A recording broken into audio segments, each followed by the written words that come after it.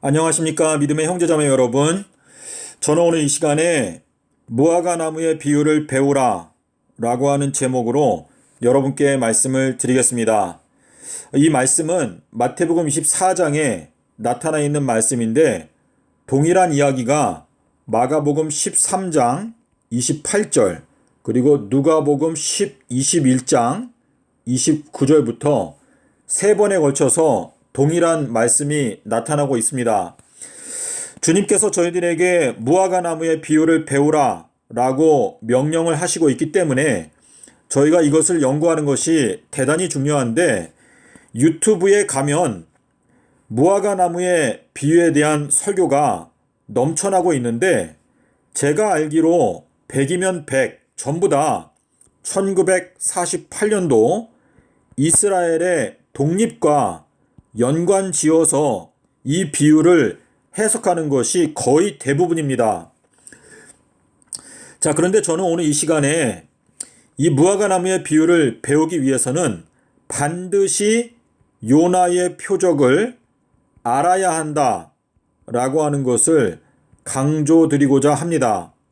주님께서 마태복음 16장 3절과 4절 그리고 누가복음 12장 56절에서 말씀하시기를, 너희가 날씨는 분별할 수 있으면서 어찌하여 시대의 표적은 분별하지 못하느냐?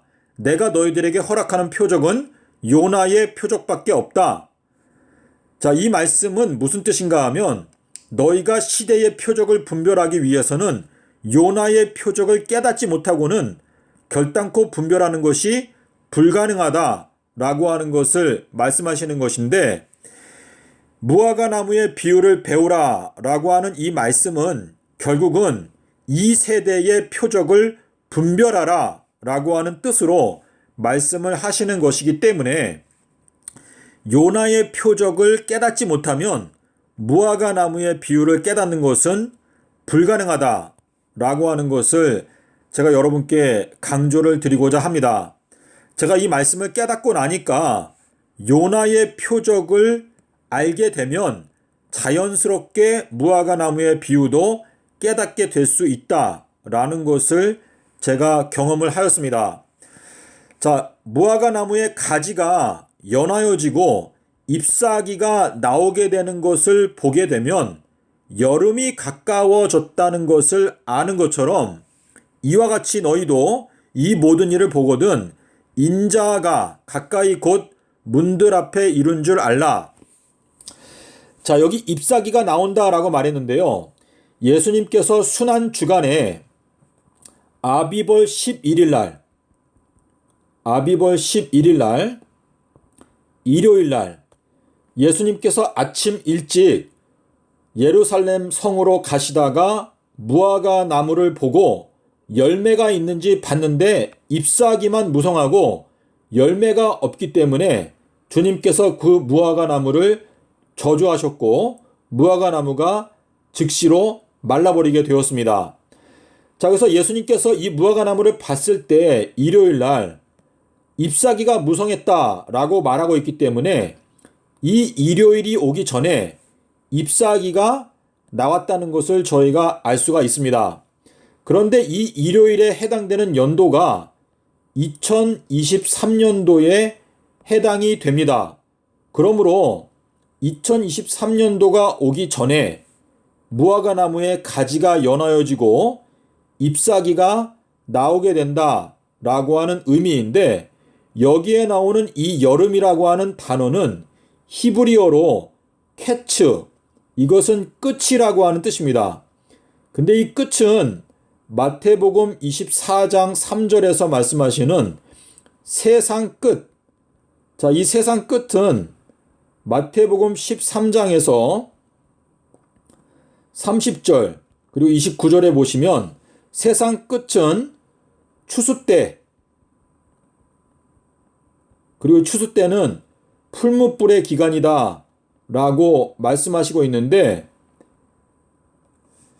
마태복음 13장 39절부터 41절까지 이 내용을 보시게 되면, 이 추수 때라고 하는 것은 예레미야서 5장 24절에서 추수를 위해서 7년의 기간을 정하셨다라고 말씀하시고 있고, 이 풀무불의 경우에는 다니엘서에 보게 되면 다니엘서 3장에 평소보다 7배 뜨겁게 풀무불을 만들어라 라고 하는 이 말씀처럼, 이 세상 끝이라고 하는 것은 7년 동안 가라지들을 불태우기 위해서 하나님께서 정하신 이 심판의 기간이다 라고 하는 뜻인데, 이 여름이라고 하는 것은 아모스 8장 1절과 2절에 보면 이 여름이라고 하는 단어하고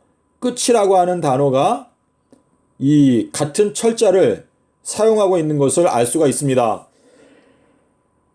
자, 그래서 잎사귀가 나오는 것은 2023년도가 오기 전이고, 2023년도까지 이때까지 잎사귀만 무성하고 열매가 없게 되면 결국은 저주를 받게 된다 라고 하는 것을 말씀하시는 것인데, 2022년도는 침례 요한 엘리야가 외쳤던 기별, 너희가 회개에 합당한 열매를 맺고 죄를 너희가 회개하고 침례를 받음으로 용서를 받아라 라고 하는 메시지가 전파되는 해가 바로 2022년도입니다.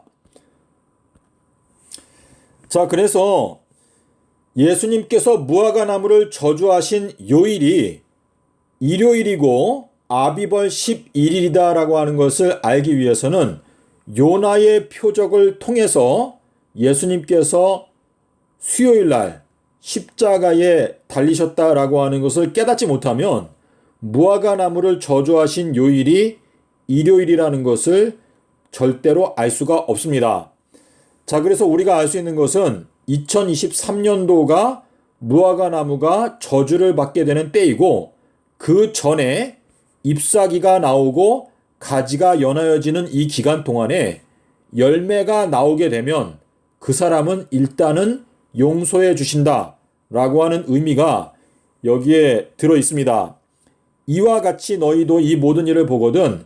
인자가, 여기에 나오는 이 인자는요, 엘리야를 가리키는 것입니다. 이 말씀이 대단히 중요한 것인데, 마가복음 9장 12절과 13절, 그리고 마태복음 17장 11절, 그리고 사도행전 1장 6절인데요. 자, 이 마가복음 9장에는 기록되었으되라고 하는 말씀이 2번 나오는데, 인자에 대해서 기록되어 있는데, 인자가 고난과 멸시를 받게 될 것이 기록되어져 있는데, 엘리야가 왔을 때 기록된 그대로 사람들이 엘리야를 함부로 대우하였다라고 예수님께서 말씀하심으로써 엘리야도 인자라는 것을 말씀을 하셨는데, 예수님께서 승천하시기 직전에 제자들이 물어보기를 이스라엘의 나라를 회복하는 것이 지금인가요? 라고 물어보았습니다.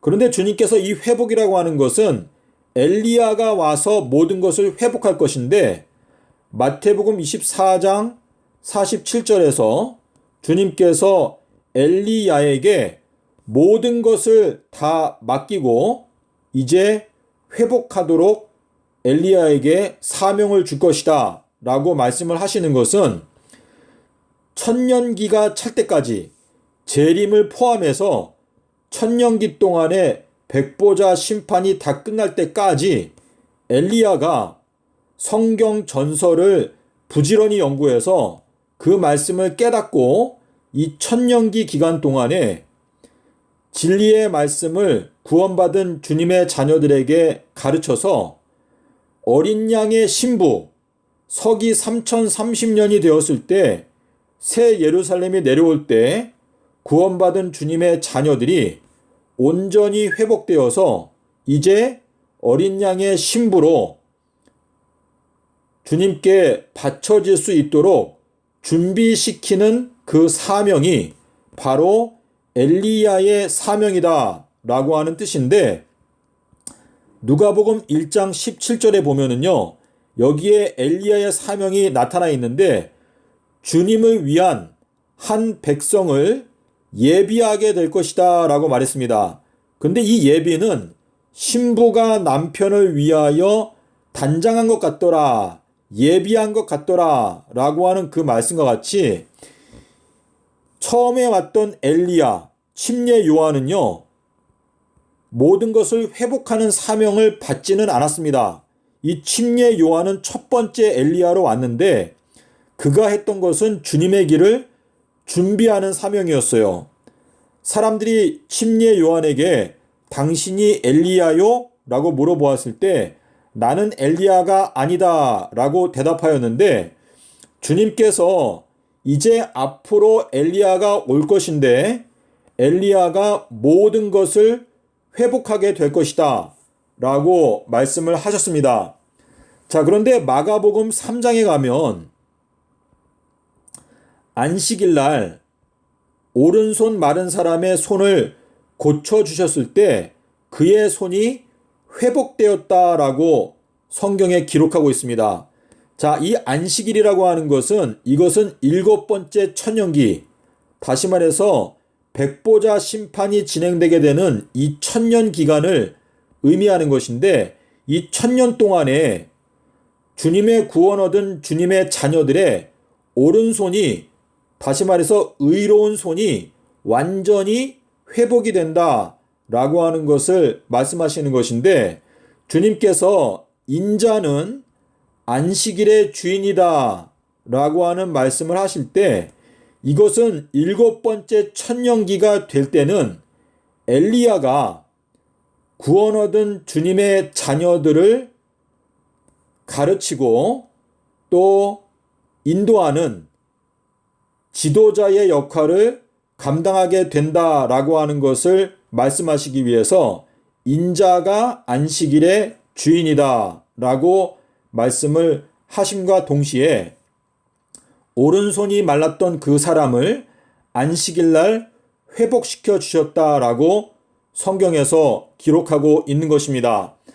자, 그래서 우리가 알 수 있는 것은 주님께서는 서기 30년도에 십자가 사건 이후에 하나님의 보좌 우편에 앉아 계시고 그리고 모든 원수가 예수님의 발 밑에 이제 무릎 꿇게 될 때까지 엘리야가 서기 3030년이 올 때까지 재림부터 시작해서 서기 3030년까지 주님의 구원 얻게 되는 주님의 자녀들을 성경 말씀으로 상세하게 가르쳐서 그들을 회복시키는 사명이 엘리야에게 있다는 것을 말씀하시는 것입니다. 주님께서 십자가에서 죽으실 때 엘리 엘리 라마 사박다니, 사람들이 그 이야기를 듣고 엘리야가 와서 저를 구원해 주는지 보자 라고 말한 것은 이 재림 때에 인자가 온다, 이것은 엘리야가 오는 것을 말하는 것인데 엘리야는 지금 이미 왔습니다. 이미 왔는데 엘리야가 떠나가게 되는 시점이 2023년도. 자, 요 내용은 요한복음 20장 17절에 보면은요, 여기 예수님께서 하나님께로 올라간다라고 하는 말씀을 하셨는데 요 말씀이 계시록 12장 5절에 있는 철장 남자가 올라간다 라고 하는 말씀과 똑같은 말씀인데요.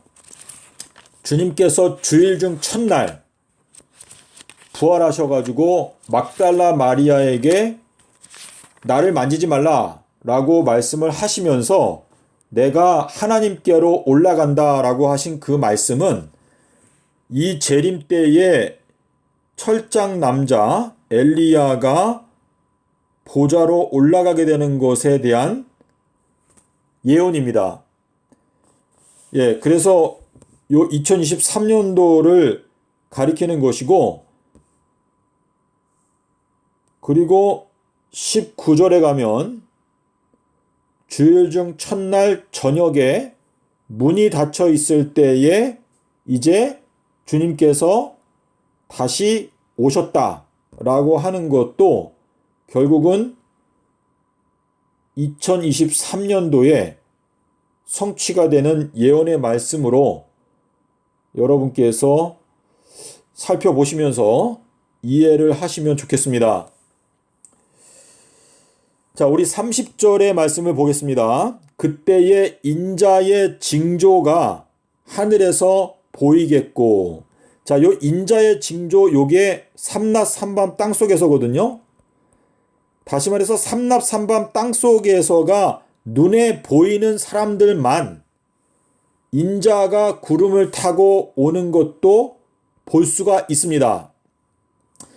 인자가 구름을 타고 오는 것을 보는 것은 첫 번째로는 기독교인들 중에서 주님의 자녀들이 먼저 그것을 깨닫고 그 다음에는 이제 이방인들이 깨닫게 되는데, 기독교인들이 깨닫기 전에 두 선지자로 선택받게 되는 사람들이 그것을 먼저 깨닫고 인자의 징조를 깨닫게 되면서 인자가 구름을 타고 오는 것을 눈으로 보는, 다시 말해서 깨닫게 되는, 그 다음에는 이제 14만 4천인들이 그것을 보는 눈이 생기고, 그 다음에는 이방인 중에서 흰 옷을 입은 사람들이 그것을 이제 깨닫게 된다. 그래서 순서가 인자의 징조를 먼저 보는 것이 첫 번째 단계이고, 삼낮삼밤 땅속에서를 볼 수 있게 되면, 깨닫게 되면 그 다음에는 인자가 구름을 타고 오는 것도 보이게 된다. 자, 31절에 가면 그가 큰 나팔 소리와 함께, 자, 이 큰 나팔 소리와 함께라고 번역이 되어 있는데 함께라고 해도 되고 큰 나팔 소리 후에라고 해도 됩니다. 후에. 그래서 큰 나팔 소리 후에 천사들을 보내리니 그들이 그의 택하신 자들을 하늘 이 끝에서 저 끝까지 사방에서 모은다 라고 하는 이 말씀이, 지금 여기에 이 나팔 소리, 이것은 2022년도에 불리워지는 나팔을 의미하는 것인데, 요한복음 7장 37절에서 명절 마지막 날 큰 날 예수께서 일어서셔서 큰 소리로 외쳐 가라사대 누구든지 목이 마른 자는 내게 와서 마시라. 그리하면 생수의 강이 그 배에서 흘러나오게 될 것이다 라고 말씀을 하셨는데, 2022년도가 엘리야의 해입니다. 그래서 여러분께서 2022년도에는 우리 각자가 엘리야의 심령과 능력으로 요한복음 1장 23절에 나타나 있는 주의 길을 곧게 하라, 이 말씀을 외쳐야 하고, 마태복음 12장 40절에서 말씀하시는 삼낮 삼밤 땅속에서를 깨닫고 이 말씀을 선포해야 2022년도가 방주에 탈 수 있는 마지막 해라는 것을 깨닫게 될 수가 있습니다. 이 경고의 기별이 전 세계적으로 퍼져나가기 위해서 여러분께서 오늘 제가 여러분께 말씀드린 이 무화과 나무의 비유를 반드시 깨닫고 아셔야 하는데, 이 내용을 좀 더 설명을 드리겠습니다. 자, 지금 요한복음 12장 1절에 보면은요, 6월절 엿새 전에 예수님께서 베다니에 오셨다. 요한복음 19장 14절에 보면 주님께서 십자가에 달리신 때를 6월절의 예비일이다. 예비일. 자, 요 날이 수요일이었습니다. 수요일. 그리고 요 날이 1월 14일 6월절 양 잡는 날인데, 요 때가 6월절의 예비일이다. 6월절의 예비일이라는 것은 6월절 하루 전날이다 라고 하는 의미인데, 지금 요한복음 12장 1절에서는 유월절 엿새 전에 베다니에 오셨다 라고 기록하고 있습니다. 자, 그래서 제가 달력을 그려보게 되면 Sunday, Monday, Tuesday, Wednesday, Thursday, Friday, Saturday.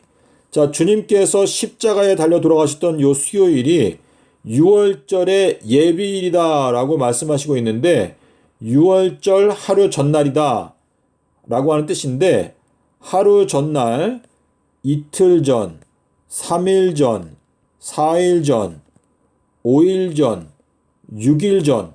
자, 그래서 요한복음 12장 1절에서 6월절 엿새 전에 예수님께서 베다니에 오셨다 라고 하는 이 말씀은 예수님께서 금요일 날, 요 금요일이 날짜가 아비벌 9일이죠. 이 아비벌 9일 날, 금요일 날 예수님께서 베다니에 오셨고 그 다음에 보는 성경절이 이제 12장 12절에 가면 나귀를 타고 입성하시는 장면이 나오는데 나귀 타고 입성하시는 요 장면은 12절에서 그 이튿날에라고 되어 있습니다. 그 이튿날에. 자, 그러니까 토요일 날 아비벌 10일 날 주님께서 토요일 날 나귀를 타고 입성하셨다 라고 하는 뜻이거든요. 나귀 타고 입성하셨다. 나귀 타고 예루살렘에 입성하신 이 날짜가 아비벌 10일인데 나귀 타고 입성하셨던 그 다음 날 무화과 나무를 저주하신 것은 마가복음 11장에 가서 그 내용을 우리가 확인할 수가 있습니다.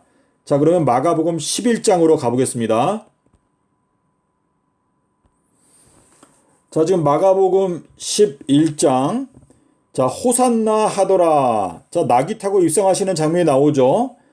예수께서 예루살렘에 이르러 성전에 들어가사 모든 것을 둘러보시고, 자, 이 성전에 들어갔다라고 하는 이 표현은요, 계시록 11장 1절에서 성전 안에서 예배드리는 자들을 청량하라. 근데 여기에는 모든 것을 둘러보셨다. 성전 안에 존재하는 자들을 모두 다 둘러보시고 때가 이미 저물매 12제자를 데리고 베다니에 나가시니라.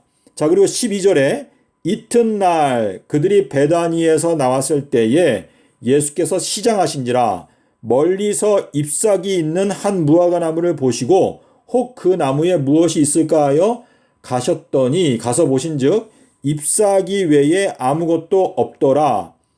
이는 무화과의 때가 아님이냐. 예수께서 말씀하여 이르시되 이제부터는 영원토록 사람이 내게서 열매를 따먹지 못하리라 하시니 제자들이 이를 듣더라. 자, 그래서 우리가 알 수 있는 것은 이 이튿날은요, 일요일 날, 요게 아비벌 11일 날, 일요일 날, 이른 아침에 주님께서 잎사귀만 무성한 그 무화과 나무를 저주하시는 이야기가 나오는데 이것이 2023년도에 성취가 되는 예언입니다. 자, 그래서 무화과 나무의 비유를 배우기 위해서는 반드시 요나의 표적을 통해서 다니엘서 9장 27절에서 말씀하시는 대로 이레의 절반에 대해서 깨달아야 예수님께서 서기 30년도에 수요일날 십자가에서 죽으신 걸 알 수가 있고 그 수요일 십자가 진리를 바탕으로 해서 예수님께서 일요일날 무화과 나무를 저주하셨다라는 것을 알게 될 때에 우리가 무화과 나무의 비유를 깨닫게 될 수가 있고 그것을 사람들에게 전파해 줄 수가 있습니다.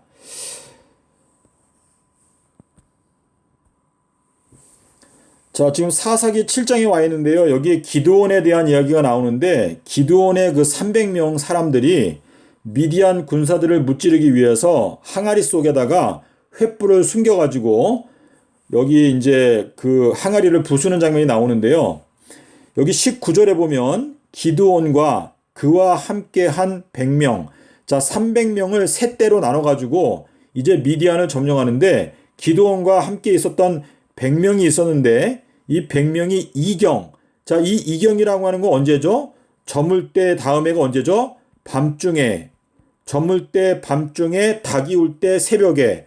자, 그 내용은 마가복음에 보면은 마가복음 13장 35절에 주님께서 재림하시는 시간을 설명할 때 저물 때에 밤중에 닭이 울 때 새벽에 라고 하시는 이 말씀은 이제 2020년부터 2030년까지 1경, 2경, 3경, 4경 이렇게 말씀하시는 것이고, 그리고 사도행전 12장에 보면 여기에는 첫째 파수, 둘째 파수, 셋째 철문 이렇게 나오거든요. 요거는 제가 원어로 몇 번 설명을 드린 것 같은데, 자, 여기 보면은 이경 초에 진영 근처에 이르렀는데 거기 보니까 파수꾼들이 교대한 때라.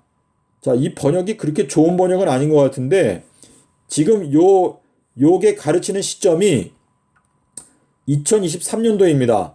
자, 2023년도가 되면 2022년도까지는 파수꾼이 엘리야가 파수꾼입니다.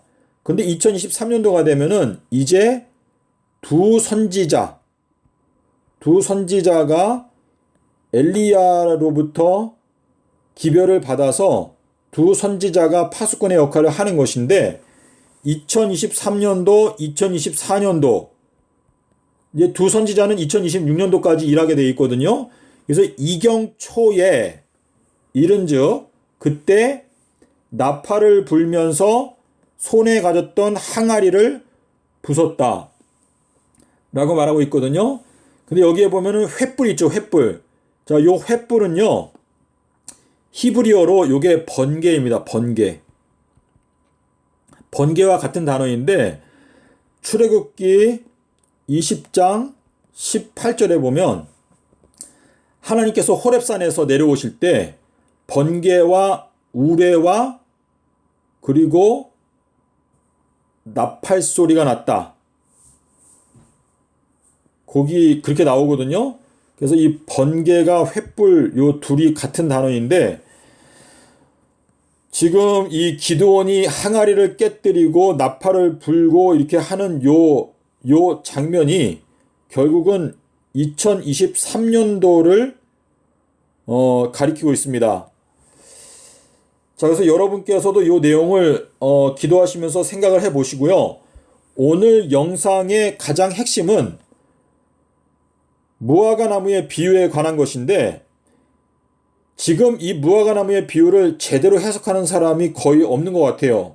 그래서 무화과 나무의 비유를 여러분께서 똑바로 알고, 우리가 나팔을 불게 되는 주인공들이기 때문에 서기 30년도 십자가 진리를 깨닫기 위해서는 70일의 예언과 2300주야 예언도 깨달아야 하고, 그리고 에스겔서 1장 1절도 알아야 하는데 26절까지 십자가 사건이 서기 30년이라는 것만 일단 알게 되면 저희들이 무화과 나무의 비유를 설교하는 것은 그렇게 어렵지가 않습니다. 자, 그러면 저희가 누가복음 13장에 가보겠습니다. 자, 누가복음 13장 32절에 주님께서 말씀하시기를 오늘과 내일은 내가 귀신을 쫓아내고 병을 고치다가, 자, 원어 성경에 보면 어떻게 되냐면 내가 귀신을 쫓아내고 병을 고치는 것을 완료하겠다. 완료하고 라고 되어 있어요. 완료하고. 자, 그래서 여기에서 말하는 이 오늘과 내일은 2000년을 말하는 것이거든요. 2000년. 그러니까 2000년 동안에 내가 귀신을 쫓아내고 병을 고치는 것을 내가 완료하겠다라고 하는 이 말씀은 서기 30년부터 십자가 사건이 서기 30년이고, 이때부터 2030년까지는 내가 병자들을 고쳐주고 귀신들을 쫓아내는 것을 내가 완료하겠다라고 하는 말씀인데, 2030년이 결국은 예수님의 재림 마지막 성도들의 승천, 그리고 2030년이 오기 전에 42달이 있고 그리고 1260일이 있습니다. 그리고 이 1260일이 있기 전에 엘리야의 기간이 있어요. 그래서 엘리야가 이제 자기의 사명을 마치고 하나님께로 올라가게 되는 때가 2023년이 될 텐데, 요 2023년도는 엘리야가 문을 닫게 되는 때, 누가복음 13장 25절에 보면 여기에 집주인이 나오죠. 집주인. 근데 이 집주인은 서기관을 뜻하는데, 이것은 마태복음 13장 52절에 가면 집주인, 서기관, 또 제자, 또 인자, 또 사람, 이렇게 여러 가지로 표현을 하셨는데, 요 서기관이라고 하는 것은 사피르, 히브리어로 사파이어, 사피르라고 하는 단어인데요. 요 사피르는 에스겔서 1장 26절에 보면 그 보좌의 형상이 남보석 같더라 라고 하는 말씀이 있는데, 그 남보석이라고 하는 단어가 사파이어거든요. 그래서 그게 여러분께서 예